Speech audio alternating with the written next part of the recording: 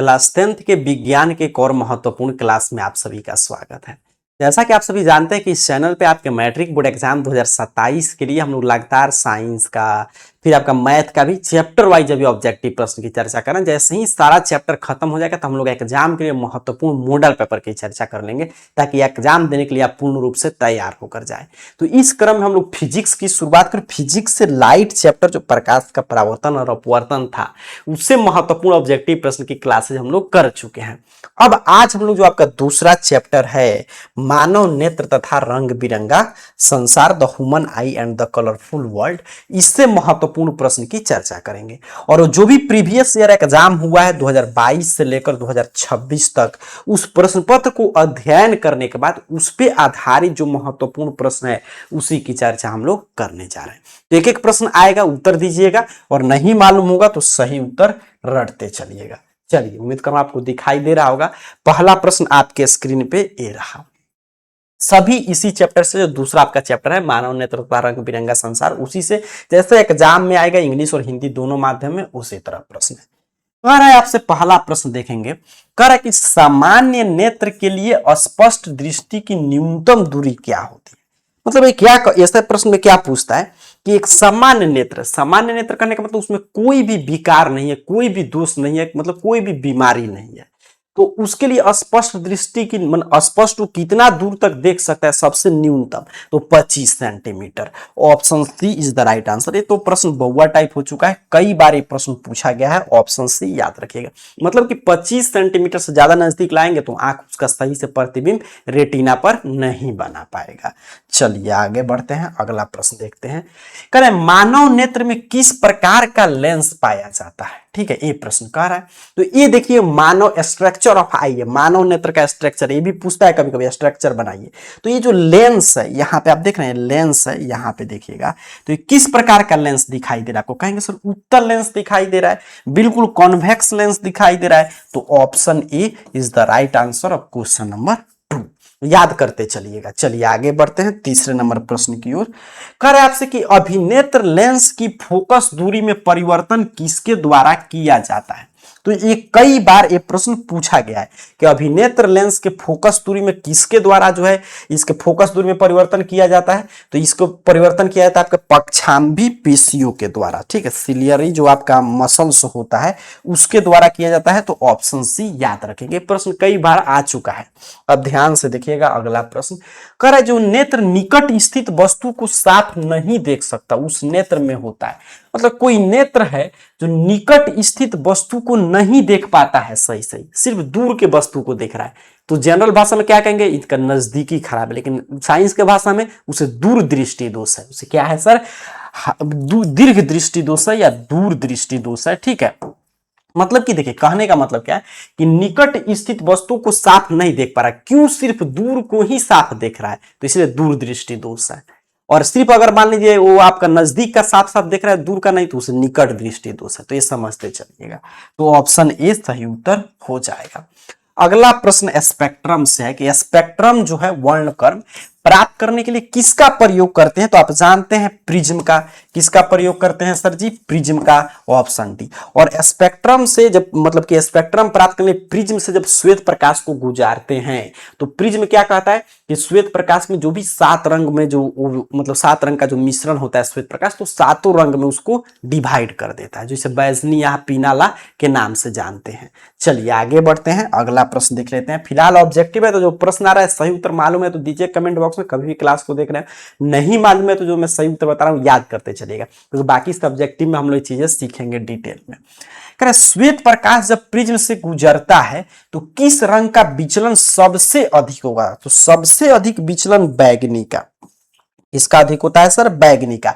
सबसे कम पूछता तब होता लाल का। तो ऑप्शन सी सही उत्तर है। ठीक है, तो सबसे अधिक विचलन देखिए लास्ट में यहां पे देख रहे हैं बैगनी और सबसे कम देख रहे हैं लाल का हो रहा है। तो ऑप्शन सी फिलहाल सही उत्तर है। छठे नंबर प्रश्न का देखिए रेले का जो प्रकीर्णन नियम आया था उसने क्या बताया था कि जिस प्रकाश के वर्ण का तरंग दैर्ध्य अधिक होगा उसका विचलन कम होगा, झुकाव कम होगा। तो लाल का आप जानते हैं 3900 एंगस्ट्रॉम होता है। तरंग दैर्ध्य का ऐसा यूनिट क्या है, एंगस्ट्रॉम है। तो वो सबसे अधिक होता है, सातों वर्ण में, तो इसलिए उसका विचलन कम होता है। इसीलिए तो खतरा के संकेत में लाल का प्रयोग करता है कि उसका प्रकीर्णन कम होगा, विचलन कम होगा, तो दूर से ही दिखाई देगा, क्योंकि उसका तरंग दैर्ध्य क्या है, ज्यादा है। वहीं पे बैगनी का तरंग दैर्ध्य सबसे कम होता है सातों वर्ण में, तो इसलिए इसका विचलन अधिक होता है। चलिए आगे बढ़ते हैं, अगला प्रश्न कह रहे मानव नेत्र के किस भाग पर किसी वस्तु का प्रतिबिंब बनता है, तो आप जानते हैं दृष्टिपटल रेटिना पर प्रतिबिंब बनता है। किसी भी मतलब कि मानव नेत्र के रेटिना पर किसी वस्तु का प्रतिबिंब बनता है, तो 7 का ऑप्शन डी सही उत्तर है। यही है देखिए रेटिना, इसी पे आपका प्रतिबिंब बनता है। ठीक है, चलिए आगे बढ़ते हैं, अगला प्रश्न देख लेते हैं। कर एक स्वस्थ आंख के लिए दूर बिंदु मतलब एक आंख दूर तक कहां तक देख सकता है, उसको कोई भी दूर दृष्टि मतलब कोई भी दृष्टि दोष नहीं है, तो अनंत तक देख सकता है। मतलब एक अब अनंत की परिभाषा अलग अलग होता है। जैसे मान लीजिए मैं यहां से खड़ा होकर आप देख रहे हैं, सामने आपका मोबाइल फोन है, तो आप कहेंगे अनंत कहां मैं देख पा रहा हूं, मैं तो मोबाइल फोन है, तो आपके लिए वही अनंत है। मतलब आंख जो है अगर स्पष्ट है तो वहां तक देख सकता है जहां तक मतलब कि कोई जब तक उसके मार्ग में अवरुद्ध ना आ जाए, और जहां पे जो चीज अवरुद्ध कर देगा वही उसके लिए क्या होता है, अनंत होता है। तो ऑप्शन फिलहाल सी सही उत्तर। मतलब कि मानव नेत्र का परास जो है, एक स्वस्थ मानव नेत्र का 25 सेंटीमीटर से लेकर और अनंत तक होता है। सबसे न्यूनतम पूछेगा तो 25 और अधिकतम तो अनंत। चलिए करें स्पेक्ट्रम में किस रंग के किरण का झुकाव विचलन सबसे कम होगा, तो अभी हम लोग चर्चा कर रहे थे किसका कम होगा सर, लाल रंग का कम होगा। क्यों, क्योंकि लाल रंग का प्रकीर्णन जो है मतलब कि कम होगा, क्योंकि इसका तरंग दैर्ध्य क्या होता है, अधिकतम होता है, ज्यादा होता है। चलिए अगला प्रश्न देखिए, कह रहा है आपसे कि नेत्र में प्रवेश करने वाली प्रकाश की मात्रा को कौन इसमें से नियंत्रित करता है, तो कौन नियंत्रित करता है, पुतली। प्रकाश की मात्रा को कौन नियंत्रित करेगा सर, पुतली। ऑप्शन ए सही उत्तर हो जाएगा आपके 10 नंबर प्रश्न का। ठीक है, जो पुतली है यही प्रकाश की मात्रा को नियंत्रित करेगा। तभी तो आप देखते हैं ना कि ज्यादा जब मतलब कि लाइट आएगा तो पुतली ऑटोमेटिक आपका आंख बंद हो जाता है, कम लाइट रहेगा तो आंख ऑटोमेटिक ज्यादा ओपन करता है। ठीक है, तो पुतली इसको नियंत्रित करता है। चलिए आगे बढ़ते हैं, अगला प्रश्न करें निकट दृष्टि दोष मतलब मायोपिया को दूर करने के लिए किस लेंस के चश्मे का प्रयोग करेंगे, ध्यान से देखिएगा। मतलब किसी के आंख में मायोपिया है, ठीक है, निकट दृष्टि दोष है, मतलब वो सिर्फ नजदीक के वस्तु को देख रहा है, दूर को नहीं देख पा रहा है, तो उसको किस लेंस के चश्मे का प्रयोग करना होता है, तो अवतल लेंस। तो ऑप्शन बी सही उत्तर हो जाएगा। चलिए आगे बढ़ते हैं, अगला प्रश्न देख लेते हैं। ये रहा अगला प्रश्न, कर दीर्घ दृष्टि दोष के निवारण के लिए कहेंगे सर जी उत्तल लेंस। ऑप्शन बी सही उत्तर है, बिल्कुल सही। निकट दृष्टि दोष तो आप याद रखिएगा अवतल लेंस, और दीर्घ दृष्टि दोष तो उत्तल लेंस के चश्मे से दूर करेंगे। तारों के टिमटिमाने का प्रमुख वैज्ञानिक कारण क्या है, तो तारे टिमटिमाते नजर आते हैं क्यों, आप कहेंगे सर वायुमंडलीय अपवर्तन के कारण। वायुमंडलीय अपवर्तन के कारण तारे टिमटिमाते नजर आते हैं। रटते चलेंगे, आगे बढ़ते हैं, अगला प्रश्न देख लेते हैं। कह रहा है आपसे कि प्रकाश के किस वर्ण रंग के लिए तरंग दैर्ध्य वो अधिकतम होता है, तो कई बार ये चीजें मैं अभी रिपीट कर दिया। किसका होता है सर, लाल का। कितना होता है गुरुजी, 3900 एंगस्ट्रॉम होता है। तो ऑप्शन ए सही उत्तर है आपके 14 नंबर प्रश्न का। चलिए आगे बढ़ते हैं, अगला प्रश्न देख लेते हैं हमारा 15 नंबर। कह रहा है कोलाइड विलयन में निलंबित कणों से प्रकाश के प्रकीर्णन को कहा जाता है, तो कोलाइड विलयन में जो निलंबित कण होते हैं उससे जो आपका मतलब कि प्रकाश का प्रकीर्णन होता है उसे टिंडल इफेक्ट कहते हैं। क्या कहते हैं सर, टिंडल प्रभाव। तो ऑप्शन सी सही उत्तर है 15 नंबर प्रश्न का। रटते चलेगा, टिंडल प्रभाव उसे कहते हैं। खैर स्वच्छ आकाश का रंग नीला होने का वैज्ञानिक कारण क्या है, what is the cause of the blue colour of the clear sky. जो मतलब कि आकाश, एक स्वच्छ आकाश को हम लोग देखते हैं तो उसका कलर ब्लू होता है, नीला होता है। क्यों होता है ये आपसे प्रश्न पूछा जा रहा है, तो प्रकाश के प्रकीर्णन के कारण, स्कैटरिंग ऑफ लाइट की घटना है। ऑप्शन बी सही उत्तर है, प्रकाश के प्रकीर्णन के कारण। आगे बढ़ते हैं, अगला प्रश्न देखिए। मानव नेत्र का गोलक जो है आई बॉल है, इसका व्यास लगभग कितना होता है, ये आपसे कह रहा है कि गोलक का व्यास, आई बॉल जो वहां पे पिक्चर में आप देख पा रहे हैं वहां पे, तो आई बॉल का व्यास कितना होता है, 17 नंबर प्रश्न है। तो ये लगभग कितना होता है, 2.3 आपका सेंटीमीटर होता है अप्रोक्सीमेट। बिल्कुल ऑप्शन ए सही उत्तर, याद रखिएगा 17 नंबर प्रश्न का। चलिए आगे बढ़ते हैं, अगला प्रश्न देख लेते हैं 18 नंबर। कह रहे वास्तविक सूर्यास्त और आभासी सूर्यास्त के बीच कितने समय का अंतर होता है? तो आप पढ़ते हैं लगभग 2 मिनट का अंतर होता है। कितना का होता है सर? लगभग 2 मिनट का। तो ऑप्शन बी याद करते चलेंगे। चलिए 19 नंबर प्रश्न देख लेते हैं। कह रहा है आकाश में इंद्रधनुष का बनना किस भौतिक घटना पे आधारित है? तो आकाश में जो इंद्रधनुष बनता है बारिश के पश्चात बाद में, वो प्रकाश के किस घटना पे आधारित होता है? प्रकाश के वर्ण विक्षेपण की घटना पे। किस घटना पे सर? वर्ण विक्षेपण। मानव नेत्र तथा रंग बिरंगा संसार का जो भी महत्वपूर्ण प्रश्न है जो 2027 में पूछा जाएगा वही मैं आपको करा रहा हूं। मानव नेत्र में परितारिका आइरिस देखिए उसमें कहां स्थित होता है, ये प्रश्न पूछ रहा है। तो आइरिस देखें तो कहां है? तो यहां पे मैं देखूं तो कॉर्निया के ठीक पीछे है, देखिए आइरिस। तो ऑप्शन बी सही उत्तर हो जाएगा आपके 20 नंबर प्रश्न का। आगे बढ़ें, अगला प्रश्न देखिएगा 21 नंबर।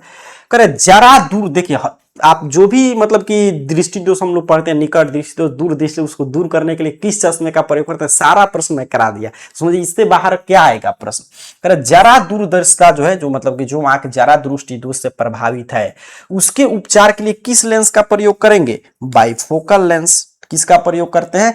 Bifocal lens. चलिए आगे बढ़ते हैं। और अबिंदुकता को दूर करने के लिए बेलनाकार लेंस। अबिंदुकता को दूर करने के लिए बेलनाकार लेंस। तो फिलहाल ऑप्शन सी सही उत्तर था आपके 21 नंबर प्रश्न का। चलिए 22 नंबर प्रश्न देखेंगे। अरे मानव आंख का व्यवहार मुख्यतः किस रूप में होता है? तो यहां पे देख रहे हैं ना, क्लियर दिखाई दे रहा है, उत्तल लेंस की तरह।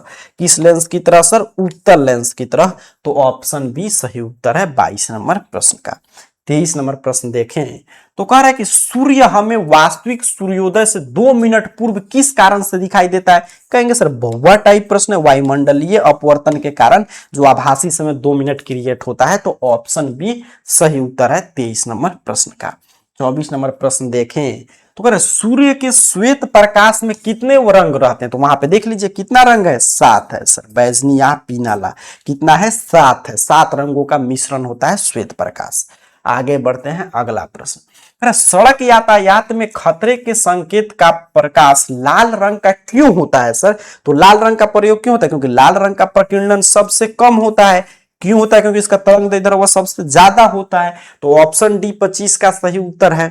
आगे बढ़ते हैं, अगला प्रश्न देखेंगे 26 नंबर। अगर आंख में पुतली के साइज को कौन नियंत्रित करता है? तो आंख में पुतली के साइज को आइरिस परितारिका, मैं दिखा दे रहा हूं यहां पे, आइरिस परितारिका यही जो है पुतली के साइज को नियंत्रित करता है। चलिए करे कि अत्यधिक ऊंचाई पर उड़ते अंतरिक्ष यात्री को आकाश कैसा दिखाई देगा? तो कोई अत्यधिक ऊंचाई पे उड़ रहा है अंतरिक्ष यात्री तो उसको आकाश कैसा दिखाई देता है? काला। क्योंकि वायुमंडल के ऊपर जो है, आप जानते हैं प्रकाश की प्रकीर्णन की घटना कहां पे होगा? वायुमंडल में। वायुमंडलीय कण के कारण होता है, ऊपर वायुमंडल है नहीं, तो कैसा दिखाई देगा? काला दिखाई देगा। अगला प्रश्न देखिए, करे किसी कोलाइड विलयन में प्रकाश का मार्ग कैसा दिखता है? तो किसी भी कोलाइड विलयन में प्रकाश का मार्ग स्पष्ट रूप से प्रदीप्त दिखाई देता है। तो ऑप्शन बी सही उत्तर है। ठीक है, आगे बढ़ते हैं, अगला प्रश्न देख लेते हैं। ये रहा 29 नंबर प्रश्न। कह रहा एक साधारण कांच में प्रिज्म के कुल कितनी सतह होती है? कहिएगा सर 5। वहां पे देख लीजिए, प्रिज्म की साधारण कांच का प्रिज्म देखेंगे तो उसमें कितना सतह होगा? 5। कई बार ये प्रश्न पूछा गया है। 30 नंबर प्रश्न ये रहा। कह रहे आंख में प्रवेश करने वाली प्रकाश की किरण का अधिकांश अपवर्तन कहां होता है? तो अधिकांश जो आंख में प्रकाश की किरण प्रवेश करता है उसका अधिकांश अपवर्तन हो जाता है कॉर्निया के बाहरी पृष्ठ पे। कहां होता है सर? कॉर्निया के बाहरी पृष्ठ पे। तो ऑप्शन सी सही उत्तर हो जाएगा। तो इस तरह मैंने पूरा आपको यहाँ पे 30 प्रश्न करा दिए। यहाँ पे आंसर की तैयार किया गया कि पीडीएफ नोट जब भेजा जाएगा तो उसमें आंसर की संलग्न रहेगा ताकि आप देखकर चीजें वहां से याद कर सके, अपना रिवीजन कर सके। कहाँ मिलेगा नोट सर? तो Telegram, WhatsApp channel, Instagram, Facebook, कोई भी सोशल मीडिया हैंडल यूज करते होंगे तो सबका लिंक डिस्क्रिप्शन बॉक्स में, वहां पे आप ज्वाइन हो जाइए। ER कैरियर पॉइंट सर्च करके इस चैनल का नाम कहीं पे भी आप जुड़ सकते हैं। मिलते हैं अगले क्लास में, तब तक के लिए चैनल को सब्सक्राइब करके रखिएगा क्योंकि आपका मैट्रिक बोर्ड एग्जाम 2027 की तैयारी के लिए ऐसे ही महत्वपूर्ण क्लास इस चैनल पर उपलब्ध कराया जाएगा। आप सभी को बहुत बहुत धन्यवाद।